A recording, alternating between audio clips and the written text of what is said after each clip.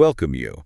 Today we're doing something a little different, taking a deep dive into some excerpts from a comedian's crowd work transcript. Yeah, it's interesting stuff. What seems like just casual banter can actually hold a lot. Insights, humor, sometimes even some pretty raw social observations. Exactly. And the beauty of these unscripted moments, isn't it, is that they often reveal more about, well, human interaction and maybe societal norms than a really carefully planned speech ever could. That's the plan today. Our mission is to sort of unpack this material, see what we can learn about, those quick exchanges, the audience dynamics, and how even these spontaneous chats can touch on, well, a huge range of things. Okay, let's get into it then. Let's unpack this. So our source has a lot featuring this interaction with a 14-year-old boy named Avery.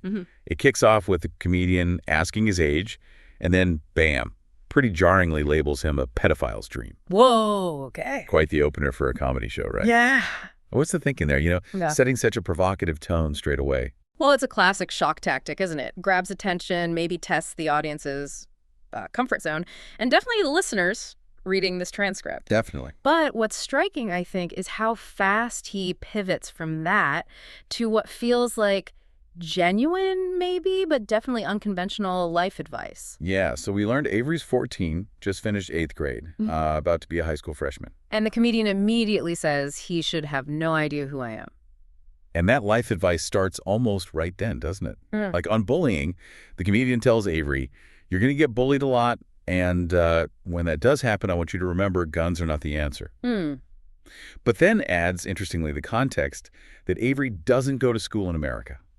Okay, that's a crucial bit of context. It is. He also tells him, when asking about his future, you better figure it out. There's a war about to happen. Wow, okay. Heavy. And when Avery mentions playing baseball, the comedian asks, you speak Spanish? Avery says no. Comedian, no, then you won't be. Right. It's this really strange mix of something that sounds almost serious and then just wildly irreverent jabs. Exactly. And the advice, well, it gets even more unconventional and, frankly, explicit. Oh, yeah. He jokes about Two Girls, One Cup being a shitty musical, tells Avery not to say, Mom, shut up, and gives this quote-unquote advice on cleaning his room and, weirdly, not washing towels. Not washing towels. So yeah. And later, there's a really explicit and totally incorrect joke about female anatomy, saying, no clitoris, it's a myth. Oof. And advises that condoms are for quitters. It's just boom, boom, boom. One boundary-pushing comment after another. That's quite a spectrum of life lessons indeed. It is. And then the comedian shifts gears again to broader stuff like environmental concerns. Right. Asks Avery if he knows about global warming, polarized caps melting, pollution, the big issues. Setting up something serious, maybe? You'd think. Yeah. But then the follow-up is just striking. He says, I don't care. You guys don't play enough outside anyways to really appreciate what's burning down out there. Don't care what happens to you, Avery, at all. Wow. That is jarring, to bring up something so major and then just pull the rug out with total cynicism. Exactly. What does that tell us? Yeah. About the comedian's persona, maybe? Yeah. Or is he playing to some kind of broader generational apathy? It really shows how fast the tone can flip, almost like he's mocking the very seriousness he just brought up. It's kind of a comedic deconstruction of concern, maybe? Yeah. And then there's that segment that's pretty direct, where the comedian asks Avery, how many genders are there, Avery? Right. And Avery just answers 2. And the comedian's reaction, and again, we're just reporting this directly from the source to reflect his performance. It's this immediate, mock outrageous thing. Oh, you are fucking canceled, dude. Can't even drive. Your life is over, buddy. You are done. You're never getting hired, you fucking bigot. Wow. That's, a huge reaction to just 2 words. It really does mirror online discourse, doesn't it? How quickly labels get thrown around, even as a joke here. It kind of reflects that broader societal tension, but, in a comedy setting. Precisely. It's performance as commentary, in a way. And it keeps going. He starts peppering Avery with pop culture references. Oh, yeah? Like what? Peter Pan, Fairly Odd Parents, Wild Thornberrys, Mia Khalifa, Charles Manson. Charles Manson as a musician is how the comedian frames it. And Bruce Jenner, asking if Avery knows them. And does he? Often not. Which really underlines that generational gap, Totally. But Avery is interested in Call of Duty. Right. Right. Which the comedian then offers to buy for him. But this leads into a prank. Oh. Gives Avery a fake $100 bill, jerks about him buying drugs with it, and then makes a comment on Avery's physique, saying he's built like a preemie. Okay. So this whole whirlwind interaction with Avery, Yeah. what can we actually, like, extract from it? Well, beyond the jokes on the surface, it really highlights how comedians often, when they're looking for laughs, they end up mirroring back societal anxieties or, like you said, generational gaps. Yeah, the advice, even though it's framed comedically, it does touch on real things like bullying, uncertainty about the future, even like navigating misinformation online, just through a really provocative, maybe distorted lens. It's a microcosm, really, of how comedians test boundaries Mm. and how they reflect, or maybe even parody, the conversations happening in society. Mm. This whole exchange with Avery, it feels like a masterclass in like comedic agility. The rapid shifts in topic, tone, using discomfort strategically. Yeah, it's a bold way to engage. Really shows the risks comedians take in those unscripted moments. Definitely. Okay, so moving beyond Avery, the comedian's interactions spread out, right? We get glimpses into other audience members' lives, even his own stuff.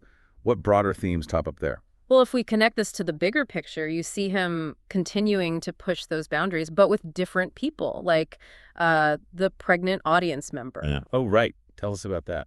A woman says she's 35 weeks pregnant. Comedian jokes, how many kilometers is that? And then says something like, too late now to not keep the baby. Okay.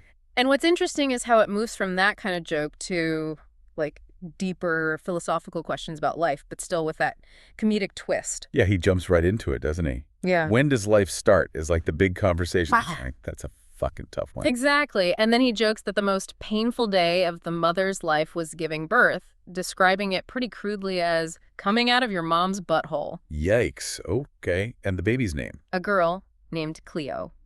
And the comedian quips, you have 5 weeks to think of a better name. Huh. Okay. So it shows how comedians can kind of barge into these really personal moments, find humor in universal things like childbirth, even if it's a bit raw. Finding that shared human thing in the discomfort. It's raw, it's personal, yeah. And it shows the performer's comfort with vulnerability, maybe. Yeah. Then there's another interaction with someone named Bev in a wheelchair. Right. How did that come up? The comedian made a joke about being in a wheelchair, and Bev calls out that she actually is. Awkward. He rolls with it, Yeah. gives Avery some more advice. Always take gifts from strangers, especially if they're on 4 wheels. Because Bev apparently gives him a gift. So, what was it? A hoodie and socks, which the comedian immediately jokes that'll last 1 wash. Okay. Bit cynical there. And then this brief chat with Bev actually pivots into the comedian telling his own story. Really?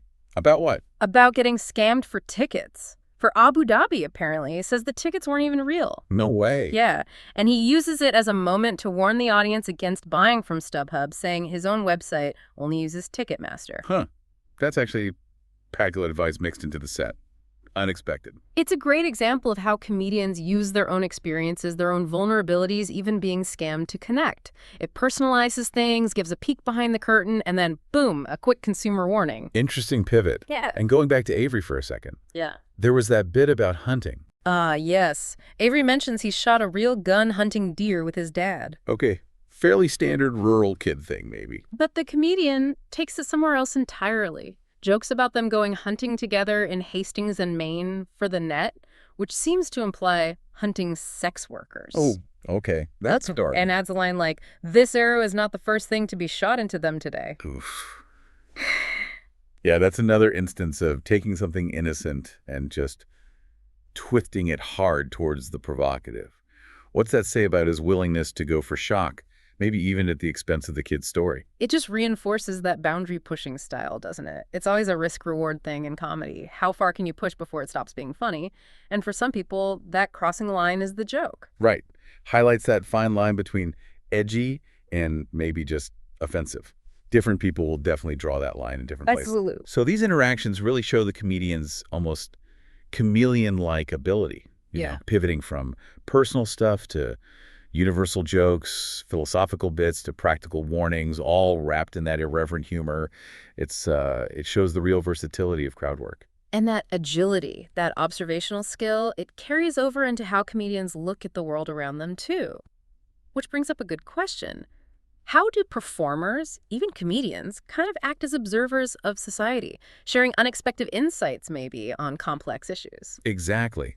Because beyond the one-on-one stuff, The source, surprisingly, includes this pretty striking piece of social commentary from the comedian about Vancouver. Oh, yeah. What did he say? Well, he starts off saying, Vancouver's beautiful. There's like no homeless people here. Yeah. Which, if you know Vancouver. Yeah, that's not quite the full picture. Right. And then he describes finding them all in one spot. Says his Uber driver confirmed it was the worst part of town. Okay. So he noticed the concentration. Yeah.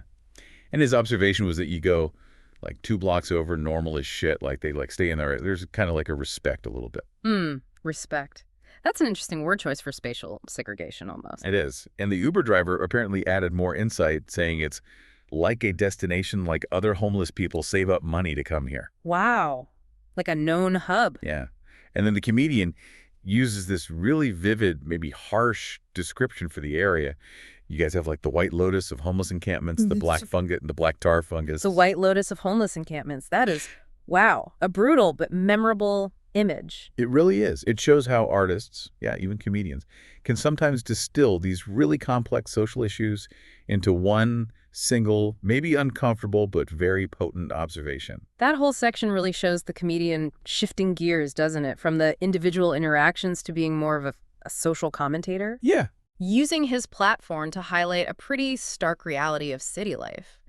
It shows how just like casual travel observations can turn into this powerful, if unfiltered, social commentary.